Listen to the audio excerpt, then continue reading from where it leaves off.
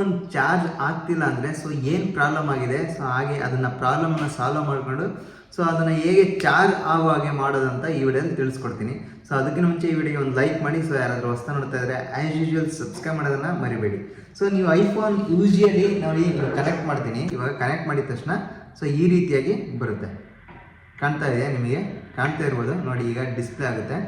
So charger not available, liquid has been detected in the lightning connector, disconnect to allow the connector to drive, charging now may damage your iPhone ಅಂತ ಬರ್ತಾ ಇದೆ.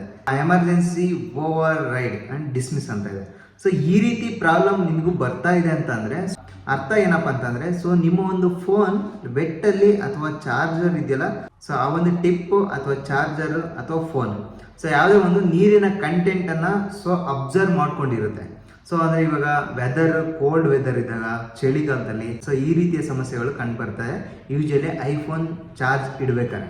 So ನೀವು ಏನು ಮಾಡಬೇಕಂದ್ರೆ ಈಗ so ಫೋನಿನ back side ಈ ರೀತಿ ಇರುತ್ತಲ್ಲ, ಬ್ಯಾಕ್ ಸೈಡ್ ಚಾರ್ಜ್ ಇಡುವ ಪಾಯಿಂಟ್ ಇರುತ್ತಲ್ಲ, ಅಲ್ಲಿ ನೀವು ಒಂದು ಕಾಟನ್ ಅನ್ನು ನೀವು ಒಳಗಡೆ ಇಟ್ಬಿಟ್ಟು ಈ ಥರ ಸ್ವೈಪ್ ಮಾಡಿ ಒಳಗಡೆ ಜಸ್ಟ್ ಕಾಟನನ್ನು ಸೊ ಹೊರ ತೆಗೆದ್ಬಿಟ್ಟು ಕೆಳಗಡೆ ಡಿಸ್ಕನೆಕ್ಟ್ ಮಾಡಿ.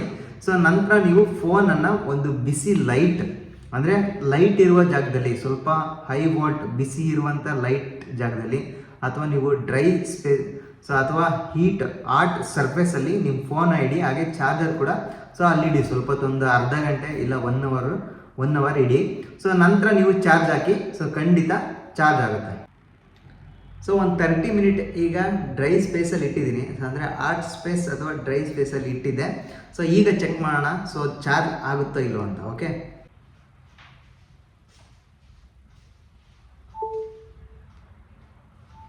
ನೋಡಿ ಕಾಣ್ತಾ ಇದೆಯಾ? ಚಾರ್ಜ್ ಆಗ್ತಾ ಇದೆ ನೋಡಿ. ಸೊ ನಿಮ್ಮ ಮೇಲ್ಗಡೆ ಕಾಣ್ತಾ ಇರ್ಬೋದು 18% ಚಾರ್ಜ್ ಆಗ್ತಾ ಇದೆ. 18% ಇತ್ತು, ಸೊ ಈಗ ಚಾರ್ಜರ್ ಕನೆಕ್ಟ್ ಆಗಿದೆ. ಸೊ ಈ ರೀತಿಯಾಗಿ ನೀವು ಈ ಪ್ರಾಬ್ಲಮ್ನ ಸಾಲ್ವ್ ಮಾಡ್ಕೋಬೋದು. ಸೊ ಈ ವಿಡಿಯೋ ನಿಮಗೆ ಹೆಲ್ಪ್ಫುಲ್ ಆಗಿದೆ ಅಂತ ಅಂದ್ಕೊತೀನಿ. ಸೊ ಹೆಲ್ಪ್ಫುಲ್ ಆಗಿದ್ರೆ ಒಂದು ಲೈಕ್ ಮಾಡಿ. ಸೊ ಹಾಗೆ ಯಾರಾದರೂ ಹೊಸ್ತಾ ನೋಡ್ತಾ ಇದ್ದರೆ ಆ್ಯಸ್ ಯೂಶುವಲ್ ಸಬ್ಸ್ಕ್ರೈಬ್ ಮಾಡೋದನ್ನು ಮರಿಬೇಡಿ.